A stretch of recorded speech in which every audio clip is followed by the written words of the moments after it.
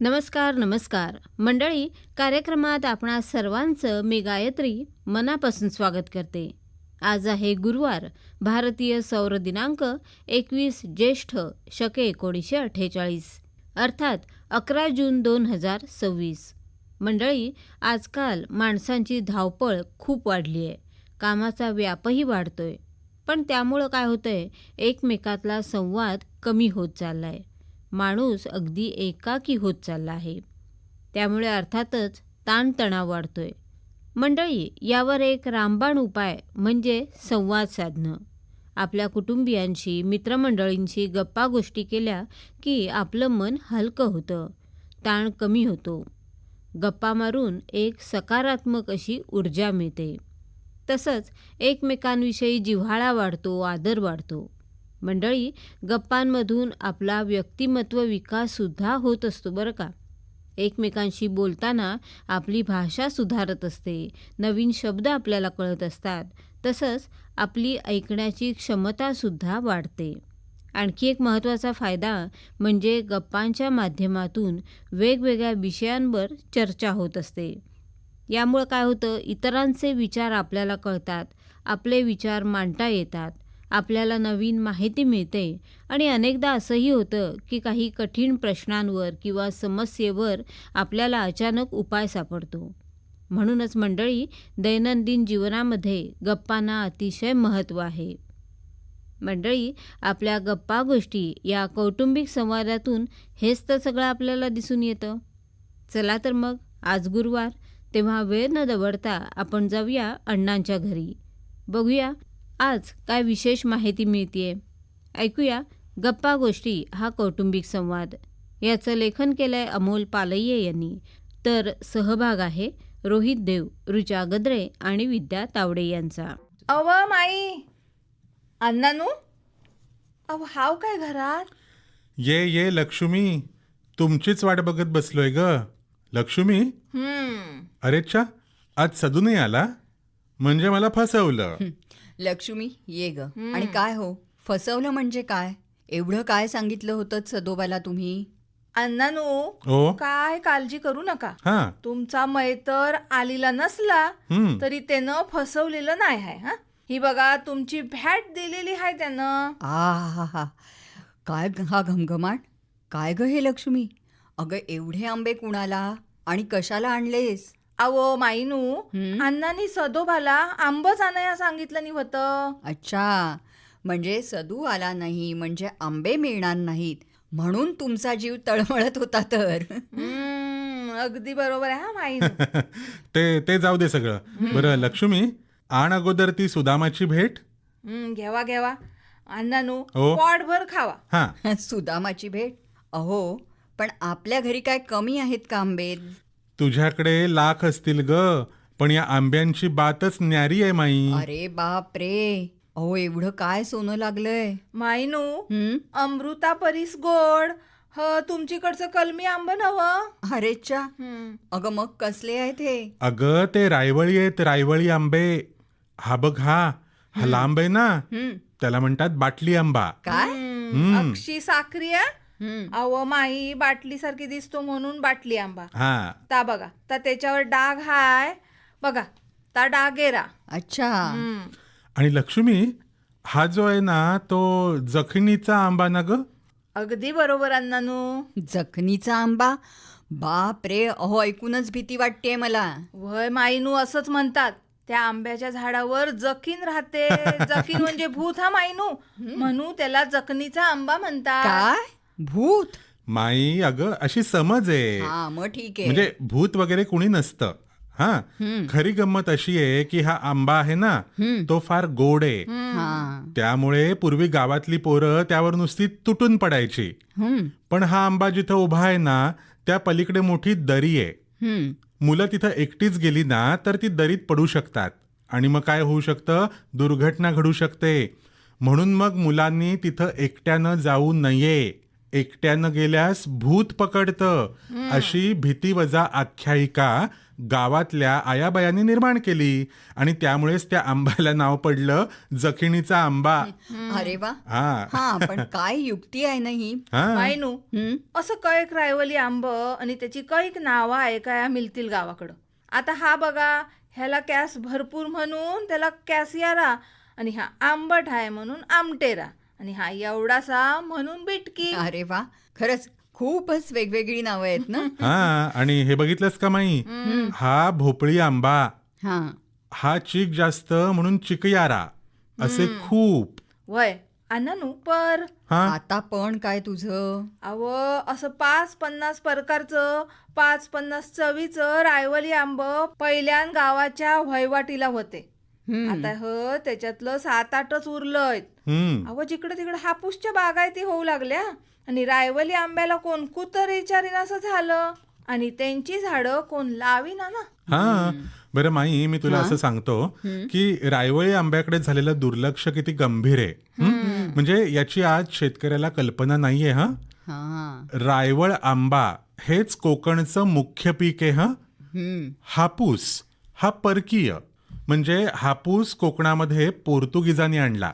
असा होय. हा पूर्वी आपल्या आजोबा पणजोबांच्या काळामध्ये ना 10-15 रायवळी आंब्यांची झाडं घरोघरी होती. शेताच्या बांधावर, घरामागे, गोठ्या शेजारी रायवळ आंबे होते.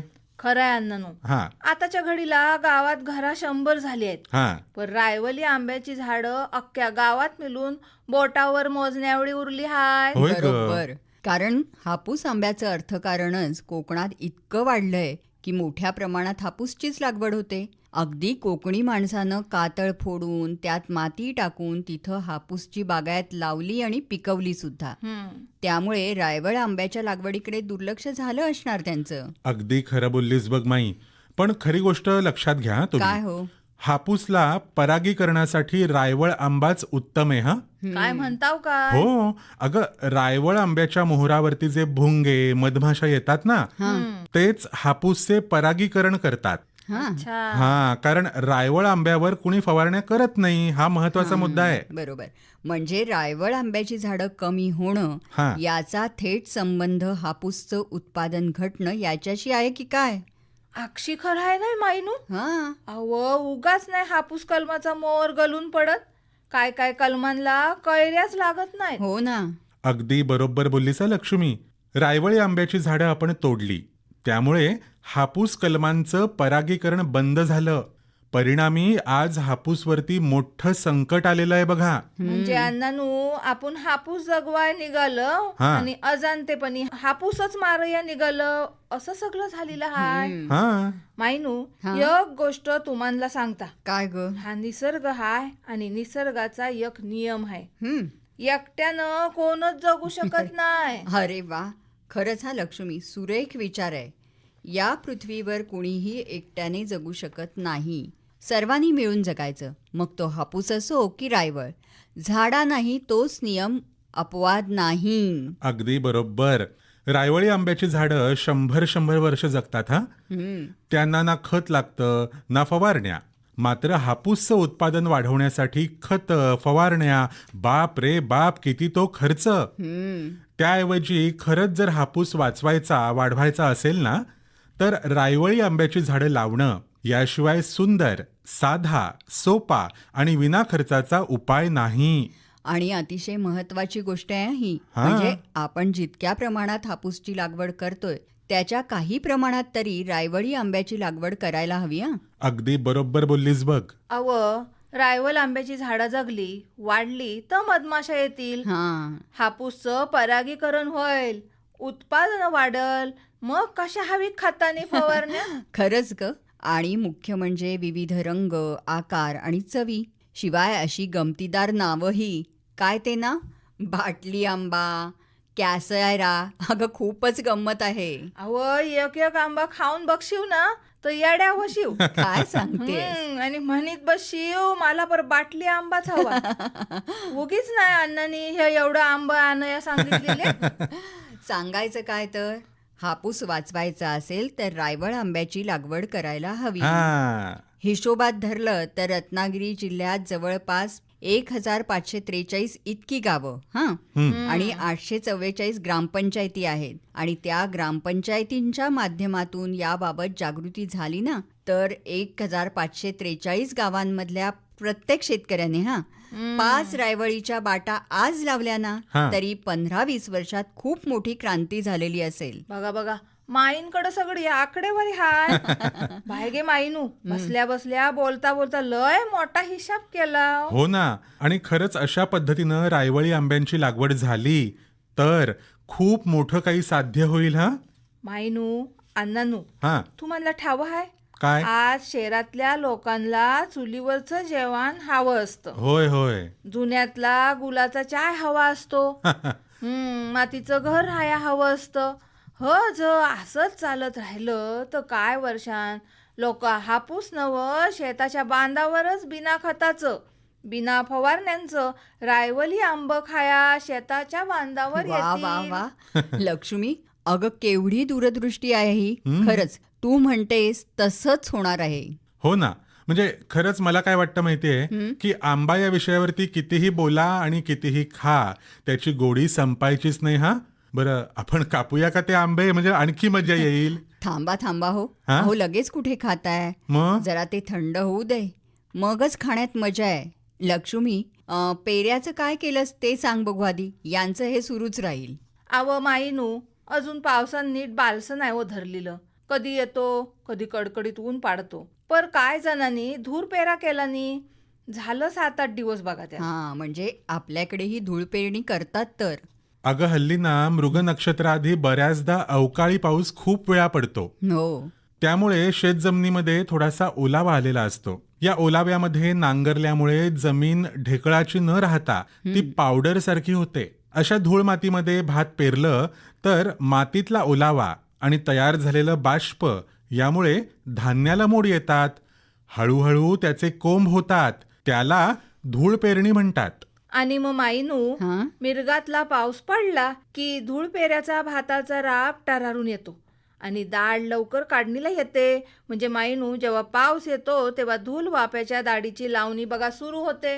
हा म्हणजे खूप लवकर ग. हो, म्हणजे हल्ली एकदा आलेला पाऊस पुढे किती दिवस टिकेल याचा भरवसा हो, नाही. तेही आहेच म्हणा. हा, त्यामुळे आपलं शेत कधी एकदा लावून होतंय याची प्रत्येक शेतकऱ्याला घाई लागलेली असते. म्हणून ही पद्धत फारच उपयोगी ठरते. हा जर धूल पेरणी नाही जमली आणि पावसाच्या पाण्याचा पर काय ठाव ठिकाणा नसला तर मग रोव पेरतात काय ठिकाणी बघा.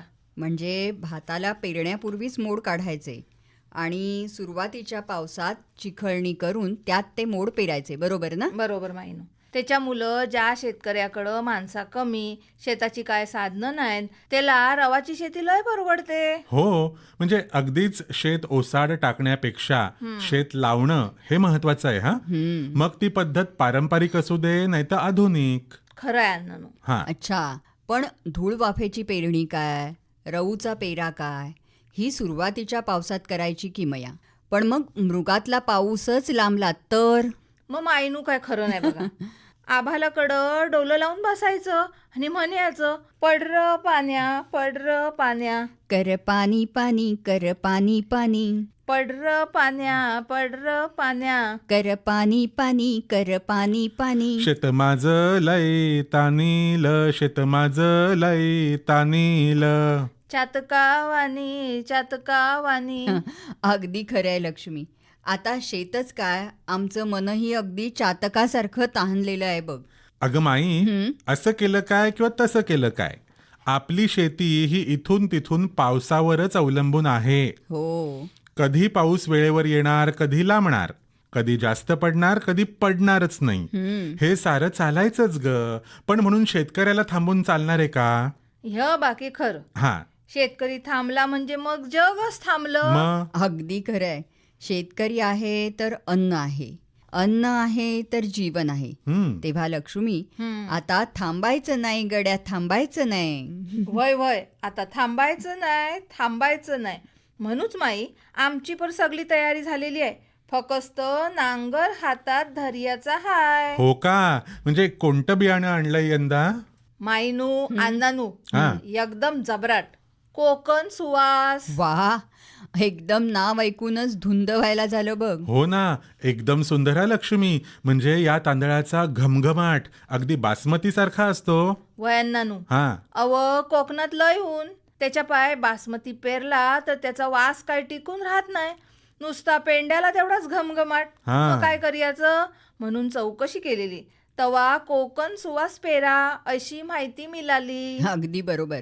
बासमती तांदळाला जसा सुंदर वास येतो ना, तसाच तांदूळ आपल्या शेतात पिकावा असं कोकणातल्या कित्येक शेतकऱ्यांना वाटतं. पण इथल्या तापमानात ते कसं शक्य व्हावं, म्हणून कोकण कृषी विद्यापीठाच्या शिरगाव भात कृषी केंद्रानं हे अगदी सेम टू सेम बासमतीसारखं बियाणं विकसित केलंय. वय वय, बियाणं तरी बारीक दिसत हाय. होय लक्ष्मी. म्हणजे या तांदळाचा वास हा मुख्यतः जमिनीचा प्रकार आणि तापमान या 2 घटकांवरती अवलंबून आहे. हा, याचा विचार करून शिरगाव कृषी संशोधन केंद्रानं बासमती जातीच्या भात बियाण्यांवर गॅमा किरणांची प्रक्रिया केली. हां, आणि त्यातून नवीन भाताचं वाण विकसित झालं आणि ते म्हणजे कोकण सुवास. हा, महाराष्ट्रातील 4ही कृषी विद्यापीठातून या भाताला आणि त्याच्या नावाला मान्यताही मिळाली आहे. हं. असं पर मायनू, हां, नुसता वास आणि काय काय विशेष आहे की काय? अगं सांगते ना, कोकणात सर्रास मागणी असते ती हळव्या बियाण्याची, बरोबर. त्यामुळे कोकण सुवास हे बियाणं सुद्धा हळवच आहे. हं. होय काय? म्हणजे नवरात्रात नव्याच्या पौर्णिमेला भाताचं तोरण बांधायला हाताशी गावल नव.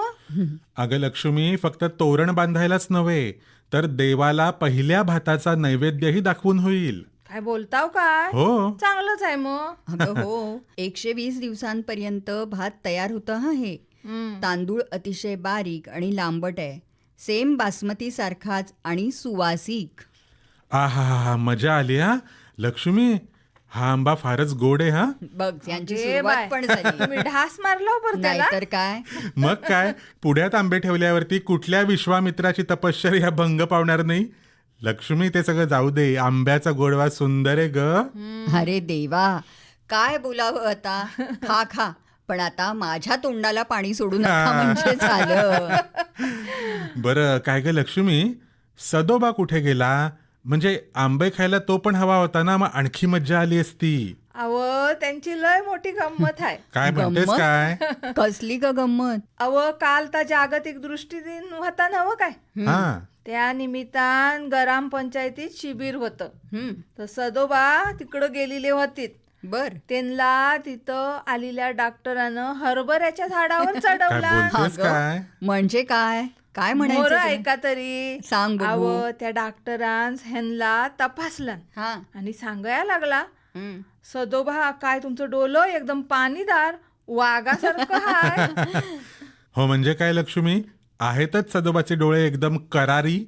आज 60 ओलांडली, पण आहे काय सदोबाच्या डोळ्यांवरती चष्मा? खरंय हो. वय, हा, वय. म्हणजे बिना चष्म्याचा मोबाईल वरती नंबर पण शोधतो. म्हणजे बघा आत कुठे. अंदानू हा. अगदी असंच त्यांना त्या डॉक्टरान हरभऱ्याच्या झाडावर चढवला आणि ह्य वाघासारखं डोलं दान करून ठेवा असं सांगितलं. बास दिवसभर तच डोक्यात ठेवला नी आणि आमच्या बिनशेपटीच्या वाघानं आणि अखेर नेत्रदानाचा फॉर्म भरिया गेलेली वा हाय. वा वा, म्हणजे सदोबा नेत्रदान करणार तर. आता सदोबा की वाघोबा? ते लक्ष्मीलाच विचारा. पर माईनू तो फॉर्म भरला की काय होणार? हा, अगं लक्ष्मी, आपले मोत्यासारखे माशाच्या डोळ्यासारखे डोळे एखाद्याचा मृत्यू झाल्यानंतरही तसेच राहावेत. माणूस मेल्यानंतर काय होतं, शरीर नष्ट होतं, तरी डोळ्यांनी हे जग पाहावं या सुंदर कल्पनेतून आणि दुसऱ्याला विशेषतः अंध माणसाला दृष्टी मिळावी ना, या उदात्ततेतून या नेत्रदान संकल्पनेचा जन्म झालाय बघ. अव म्हणजे आपण मेल्यानंतर सुद्धा आपण डोळ्यांच्या माध्यमातून जिवंत राहायचं की काय? अगदी बरोबर बरोबर. बोललीस. आणि यातूनच उभी राहिली नेत्रदानाची चळवळ. 10 जून हा दिवस त्यासाठी जागतिक स्तरावरती दृष्टीदान दिवस म्हणून साजरा केला जातो. या नेत्रदानासाठी आधी आय बँकेमध्ये नोंदणी करावी लागते. हा बराबर तच काय म्हणत होते. हा. आणि मग पुढं काय होतं? समजा एखाद्याने आपले डोळे नोंदणी करून दान केलेत हे घरातील सदस्यांना माहीत असेल तर दान करणाऱ्याच्या मृत्यूनंतर लगेचच आय बँकेत संपर्क साधावा लागतो हं. असं हाय वय. हो. त्यानंतर नेत्रपेढीचे प्रशिक्षित डॉक्टर किंवा कर्मचारी मृत व्यक्तीच्या घरी येतात हम्म. आणि फक्त 15 मिनिटांमध्ये डोळे काढून घेऊन जातात. हं. विशेष म्हणजे हे डॉक्टर सर्व डोळा नाहीच काढत हा, हं. फक्त डोळ्याचा कॉर्निया काढतात. हम्म. त्यामुळे चेहरा विद्रूप वगैरे होणं असं काही होत नाही. त्यानंतर तोच डोळा दुसऱ्या म्हणजेच अंध व्यक्तीला रोपण करून त्याला हे जग पाहण्याची संधी दिली जाते. आणि त्यानिमित्ताने मृत्यू पावलेल्या माणसाचा डोळा त्याच्या मृत्यूनंतरही जिवंत राहतो. म्हणून नेत्रदान हे सर्वश्रेष्ठ असं दान म्हटलं जातं.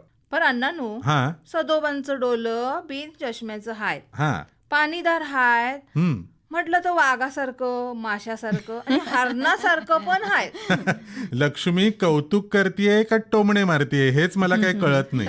हो हो. अव खरंच त्यांचं डोलं चांगलं म्हणून त्यांनी नेत्रदान करायचं ठरवलं नाही. हा आणि आमच्या डोल्यात जला मोती बिंगू झाला होता, मग आम्ही पण करू शकता काय व नेत्रदान? अगदी बिलकुल करू शकतेस. अगं लक्ष्मी, नेत्रदानासाठी वयाची अट नाही. डोळ्याला चष्मा असेल, मोतीबिंदू झाला असेल, मधुमेह असेल, नाहीतर ब्लड प्रेशर असेल, नेत्रदानात कोणतीही कसलीही अडचण येत नाही हं. हा अण्णानू, ओ माणूस मरून गेल्यावर पर डोलं हे जग बघणार असतील तर ह्याच्याशिवाय जगण्याचं समाधान तर काय?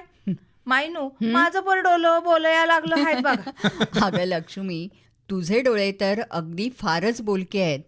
त्यांनी तर कायमच बोलत राहायला हवं. बरं, काय बोलत आहेत तुझे डोळे सांग बघू. माई, माझं डोलं मला सांगायला लागलंय आम्हाला पर अजून ही दुनिया लय लय बघायची आहे आणि त्याच्यासाठी नेत्रदानाची सोय करून ठेवूया हवी. छान छान. म्हणजे लक्ष्मी, सदोबा पाठोपाठ तूही नंबर लाव तर. नक्कीच अण्णानू.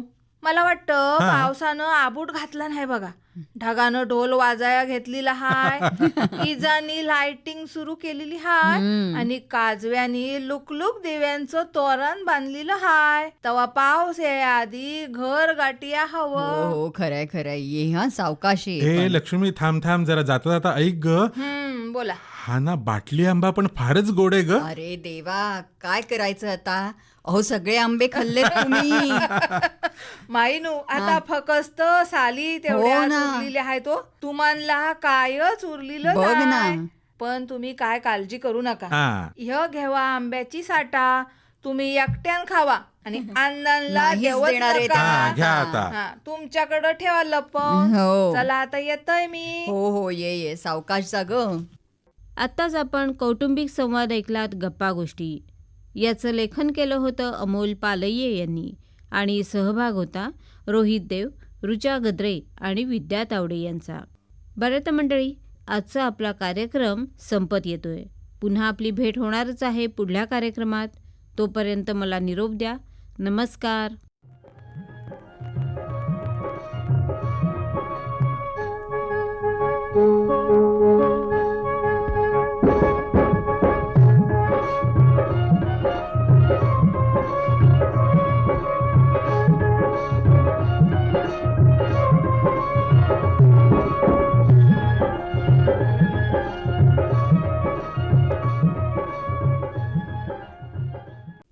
आमचं घर आमचं शेत या कार्यक्रमाचं निवेदन केलं होतं गायत्री भरणकर यांनी आणि सादर करते होते विवेक वानखडे.